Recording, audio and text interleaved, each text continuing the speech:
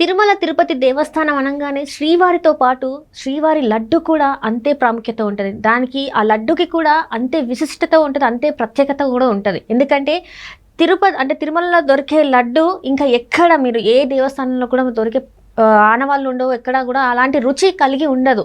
ఎక్కడ చూసినా కూడా ఆ లడ్డుకి అంత ప్రత్యేకత ఉంటుంది. అయితే ఇప్పుడు ఆ లడ్డూని కొంతమంది అంటే అక్కడున్న వాళ్ళు ఎవరైతే ఉన్నారో వాళ్ళు అంటే ఒక నాసిరకం నెయ్యిని, అందులో కూడా ఏంటంటే జంతు కళేబరాల నుంచి వచ్చిన నెయ్యిని వాడి అక్కడ లడ్డు తయారు చేసి అది భక్తులకి ప్రసాద రూపంలో ఇచ్చి, అంటే ఒక చాలామంది అంటే దేశవ్యాప్తంగా ప్రపంచవ్యాప్తంగా ఉన్న హిందూ ఎవరైతే ఉంటారో భక్తులు వాళ్ళ మనోభావాలను దెబ్బతీసిన రకంగానే అయిపోయింది. అయితే దీని మీద మాట్లాడడానికి మనతో పాటు ఉన్నారు ప్రముఖ రాజకీయ విశ్లేషకులు కిలారు నాగార్జున గారు. నమస్కారం సార్. నమస్తే. సార్, ఇప్పుడు చూస్తుంటే ఈ శ్రీవారి లడ్డు అసలు ఏం మాట్లాడాలో కూడా అర్థం కాని పరిస్థితి సార్. దీన్ని అంటే కల్తీ చేశారు అని చెప్పాలా, లేకపోతే కావాలని చేశారని చెప్పాలా, ఇంకోటి అంటే తక్కువ ప్రైస్కి వస్తుందని ఏదైతే ఏంటి వాడేద్దాంలే అని చెప్పేసి వాడేశారు. అసలు ఏంటి సార్, దీన్ని అసలు ఎలా చూడాలంటారు? అంటే పూర్తి వివరాలు మనకి బయటికి రాకుండా, అంటే ఇన్వెస్టిగేషన్ నడుస్తూ ఉంది, ఒక రిపోర్ట్ బయటకు వచ్చింది. దాని మీద సరే రకరకాల విశ్లేషణలు చెప్తున్నారు, తర్వాత తప్పు వీళ్ళదంటే వీళ్ళదంటే మాట్లాడుతున్నారు. కానీ ఒక రాజకీయ విశ్లేషకుడిగా, ఒక వెంకటేశ్వర స్వామి యొక్క భక్తుడిగా, ఎందుకంటే ఇవాళ ఆంధ్రప్రదేశ్లో తెలుగువారు ఎక్కడున్నా కూడా వాళ్ళందరి ఇలవేల్పు వెంకటేశ్వర స్వామి. నాకు అనిపించినటువంటి విషయం ఏంటంటే ఇది ఇవాళ ఈ ఒక్క సంఘటనతో జరిగింది కాదు అనేటువంటిది నా భావన.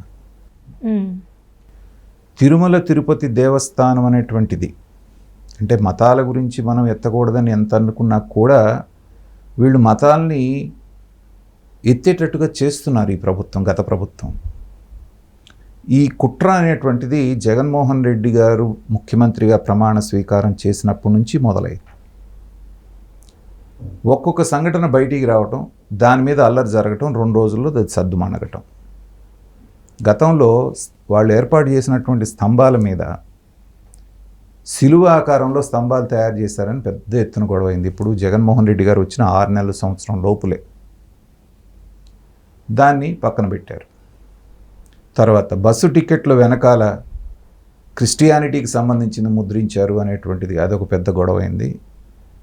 దాన్ని కూడా పెద్దగా పట్టించుకోలేదు. ఇవన్నీ కూడా ప్రజలు ఏమనుకుంటున్నారు, పొరపాటు ఏదో తెలియకుండా ఎవరో అధికారి చేస్తారంటున్నారు. కానీ తెలియకుండానే వీళ్ళు దాంట్లో ప్రజల్ని మైండ్ని ట్యూన్ చేస్తున్నారు. అంటే తిరుమల మీద ఉన్నటువంటి భక్తిభావాన్ని, తిరుమలకి వెళ్ళాలి అనేటువంటి కోరికని తగ్గించడానికి ఇవన్నీ కూడా స్టెప్ బై స్టెప్ వాళ్ళు చేసినటువంటి ప్రయత్నాలు.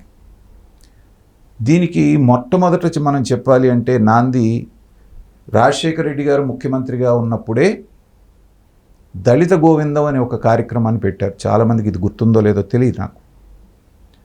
అప్పుడు కరుణాకర్ రెడ్డి అనేటువంటి ఒక నాస్తికుడిని తీసుకొచ్చి, దేవుడి పట్ల ఏమాత్రం నమ్మకం లేనటువంటి వ్యక్తిని తీసుకొచ్చి పరమభక్తుడిలాగా ఒక వేషం వేసి అతన్ని టీటీడీ చైర్మన్ చేశారు, బోర్డు చైర్మన్. రాగానే నేను పెద్ద సంస్కరణవాదిని అని పేరు పెట్టి ఒక రథం తయారు చేయించి దాంట్లో ఒక వెంకటేశ్వర స్వామి విగ్రహం పెట్టి దళిత గోవిందం అని చెప్పేసి దళిత వాళ్ళంతా తిప్పారు రాష్ట్ర వ్యాప్తంగా. దేవుడి దగ్గరికి భక్తులు వెళ్తారా? భక్తుల దగ్గరికి దేవుడు వస్తాడమ్మా? దేవుడి దగ్గరికి భక్తులు వెళ్ళాలి, గుడిలోకే వెళ్ళాలి భక్తులందరూ. గుడికి వెళ్ళి దర్శనం చేసుకుంటాము. ఎప్పుడో ప్రత్యేకమైన ఉత్సవాలప్పుడు మాత్రం ఆయన మాడ వీధుల్లోనూ ఊరేగింపుతో వస్తాడు. అంతేగా నీ ఇంటి దగ్గరికి ప్రత్యేకంగా, నీ వాడలోకి ప్రత్యేకంగా రావటం అనేటువంటిది ఉండదు కదా. వీళ్ళ అతి తెలివితేటలు ఏంటంటే ఒక కార్యక్రమాన్ని తీసుకొని ప్రజలకి అది బాగుండేటట్టుగా పైకి కనపడుతుంది, కానీ దాంట్లో ఉన్న లోపాలు నాలాంటి వాడు ఎవడన్నా ఎత్తి చూపించాలనుకున్నాడు అనుకోండి, ఇదేంటి అపచారం చేస్తున్నారు మీరు, దేవుణ్ణి తీసుకెళ్ళి దళిత వాళ్ళు మిగతా చోట్ల తిప్పటం ఏంటి అన్నాం అనుకోండి, ఇదిగో నువ్వు దళిత వ్యతిరేకివి అంటే దళితులకి దేవుణ్ణి దూరం చేస్తున్నావు నువ్వు అని కౌంటర్ వేయడానికి ప్లాన్ చేశారు. అన్నట్టుగానే దాన్ని ఎవరు విమర్శించడానికి సాహసించలేదు. కానీ దాని మూలాన జరిగింది ఏంటంటే వాళ్ళ ఓట్ల రాజకీయం కోసం దాన్ని వాడుకున్నారు. ఇప్పుడు తిరుమల ఉంది, మీరు వెళ్ళినా నేను వెళ్ళినా మీ కులం ఏంటని ఎవరిని అడుగుతున్నారా? దళితుల్ని రానివ్వట్లేదా? అందరూ వెళ్ళి దర్శనం చేసుకొని వస్తున్నారు కదా.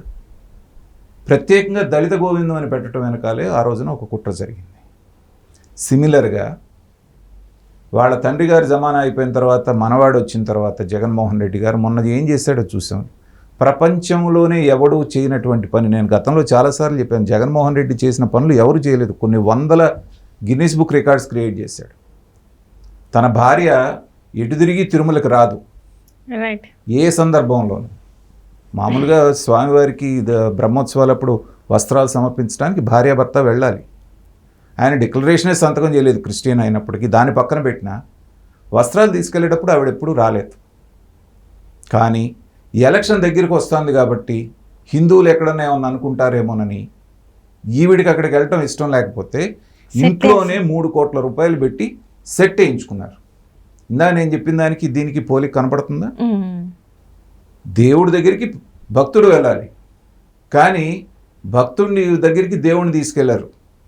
దళిత గోవిందంలో భక్తుడు కానీ భక్తుడి దగ్గరికి ఈయన గుడి సెట్టింగ్ వేసుకుని డబ్బులు ఉన్నాయి కాబట్టి సెట్టింగ్ వేసేసుకొని, ఆయన డబ్బులు కూడా కాదు అవి, ప్రజల డబ్బులు, అవి ప్రభుత్వం డబ్బులు. 3 కోట్లు వేయటమే కాకుండా ఎంత అపచారం అంటే, వెనకాల వెంకటేశ్వర స్వామి విగ్రహం ఉంటే దానికి వీపు పెట్టి కూర్చొని భార్యాభర్తలు ఆ సాంస్కృతిక కార్యక్రమాలు వీళ్ళు చూడటం, వాళ్ళు స్వామివారిని అక్కడ పెట్టుకొని వీడిని ఇంద్రుడు చంద్రుడు అని ముఖ్యమంత్రిని పోగొట్టడం, అంతకంటే అపచారం ఏమన్నా ఉందా? తర్వాత తీర్థం ఇస్తే తాగకుండా తాగినట్టు నటించి నెత్తి మీదుగా వెనక్కి పారబోయటం, ఆవిడికి ప్రసాదం ఇస్తే ప్రసాదాన్ని టిష్యూ పేపర్లో మూటగట్టి పక్కన పెట్టడం, ఇవన్నీ చూసాం కదా. Venkateswara Swamy is the most powerful god on the earth. ఇది అనేక సందర్భాల్లో ప్రూవ్ అయింది.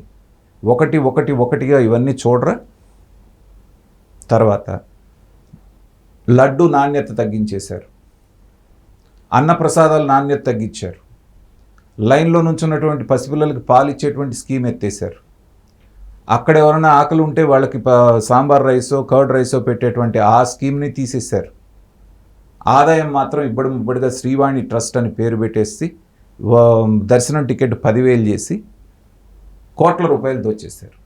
దీనంతటికీ కారణం ఏంటంటే తిరుమల పవిత్రతను తక్కువ చేసి వచ్చేటువంటి వాళ్ళని ఏదో రూపేణా ఏముందిలేరా అక్కడికి పోతే అంత ముందులాగా లేదు, ఇక్కడే నమస్కారం చేసుకుందాం అనేటువంటి కుట్ర కూడా దీంట్లో జరిగిందేమోననేటువంటి ఒక భావన నాకైతే బలంగా కలుగుతాను. ఎందుకంటే జరిగిన సంఘటనలు ఆ రోజున స్తంభాల మీద సిలువలతో మొదలు పెట్టుకుంటే ఈ రోజు వరకు జరిగినటువంటివి. కానీ వెంకటేశ్వర స్వామి చూస్తాడు. ప్రతి గురువారం నాడు ఆయనది నేత్ర దర్శనం అని ఉంటుంది. మామూలుగా వెంకటేశ్వర స్వామికి పెద్ద నామం పెడతారు, అవును సార్. కానీ గురువారం నాడు మాత్రం చిన్న నామం పెడతారు, కళ్ళు కనపడుతూ ఉంటాయి ఆ రోజు. దాన్ని నేత్ర దర్శనం అంటారు. ఆ నేత్ర దర్శనం నాడు ఎక్కడెక్కడ తప్పులన్నీ బయటకు వస్తాయని తిరుపతి ప్రజల విశ్వాసం. అలాగే ఈ స్కామ్ బయటపడ్డది ఎప్పుడో గుర్తు తెచ్చుకోండి. గురువారం నాడే దాని యొక్క ఇది బయటకు వచ్చిన పూర్తి స్థాయిలో. అంటే వెంకటేశ్వర స్వామి తన కళ్ళు తెరిచాడు. దీంట్లో పాత్రదారులు సూత్రధారులు ఎవరైతే ఉన్నారో వాళ్ళందరినీ భస్మం చేయటానికి వెంకటేశ్వర స్వామి సిద్ధమవుతున్నాడు. ఇవాళ భారతదేశ వ్యాప్తంగా ఇంకా మాట్లాడాలంటే ప్రపంచవ్యాప్తంగా ఉన్నటువంటి హిందూ సమాజం అంతా ఏకమవుతోంది. ఆ యొక్క ఆగ్రహ జ్వాలల్లో జగన్మోహన్ రెడ్డి అతని యొక్క పార్టీ దహనం కాబోతోంది.